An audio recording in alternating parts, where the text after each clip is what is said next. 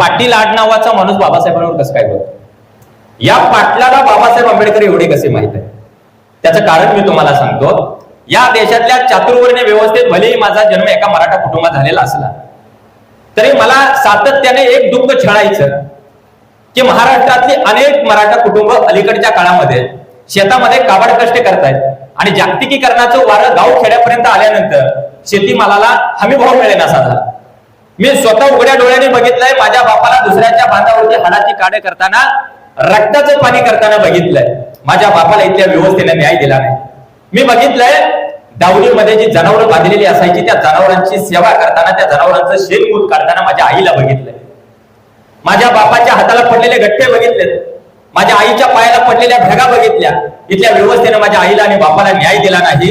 हे जेवढे लक्षात आलं तेवढे एक प्रश्न मला छळायचा की अनेक कवींनी, अनेक साहित्यिकांनी चंद्रावर कविता लिहिल्या, माळ रानावर उगवणाऱ्या कुसळावर कविता लिहिल्या, अनेकांनी हिरवाईवर कविता लिहिल्या, पण हाडाची काढ करणाऱ्या, रात्रंदिवस काबाड कष्ट करणाऱ्या माझ्या बापावर कधी कोणी लिहिलंय का?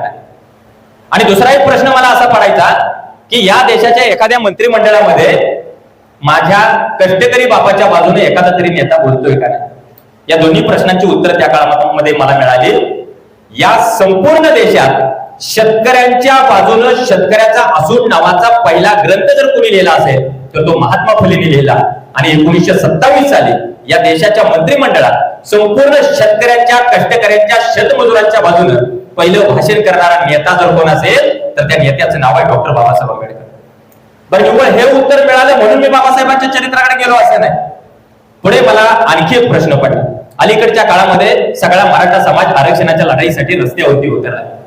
त्या लढाईमध्ये मी सुद्धा सामील झालो आणि आरक्षणाचा अभ्यास करता करता आपोआप मी बाबासाहेबांच्या चरित्राकडे वळलो आणि मला एक उत्तर मिळालं की या देशामध्ये संपूर्ण मराठा, कुणबी, ओबीसी समाजाला आरक्षण मिळावं म्हणून 1952 साली स्वतःच्या केंद्रीय कायदा मंत्री पदाच्या खुर्चीला लाथ जर कोणी मारली असेल तर ती बाबासाहेब आंबेडकरांनी मारली.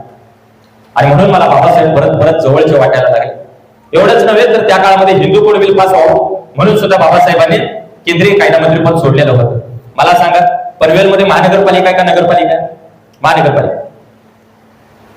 तुमच्या एखाद्या महानगरपालिकेतल्या नगरसेवकाला किंवा आमच्या गावातला सरपंच पद सोडायला नाही म्हणतात. एखादं विकास काम होणार आहे, उदात्त काम होणार आहे, त्यांना पद सोडा म्हटलं तरी शक्य होत नाही. पण बाबासाहेब आंबेडकरांनी केंद्रीय कायदा मंत्री पदाच्या खुर्चीला लाथ मारली मराठा, कुणबी, ओबीसी समाजाला आरक्षण मिळावं म्हणून. बरं, एवढ्या करण्यासाठी मी बाबासाहेबांच्या चरित्राकडे वळलो असंही नाही. त्याच्या पुढे गेल्यानंतर मला आणखी एक उत्तर मिळालं की माझा जन्म 18 दारिद्र्यात झाला. दारिद्र्याच्या खाईत मी होरपळत राहिलो आणि कष्ट करणारा बाप सातत्याने समोर दिसत होता. त्यावेळी बाबासाहेबांच्या चरित्रात एक वाक्य मला असं मिळालं की गरीब म्हणून जन्माला आलो तरी अजिबात गरीब म्हणून मरणार नाही. ते वाक्य सातत्यानं मला मोटिवेट करत राहिलं, मला प्रेरणा नाही असं वाक्य वाटलं. त्याच्या पुढे गेल्यानंतर मला आणखी एक गोष्ट मिळाली की माणसाला माणसाशी जोडणारा आणि माणसाला माणूस म्हणून घडवणारा या जगाच्या पाठीवरचा महामानव जर कोण असेल तर ते डॉक्टर बाबासाहेब आंबेडकर आहेत. आणि मग मी हळूहळू बाबासाहेबांच्या चरित्राकडे वळायला लागलो.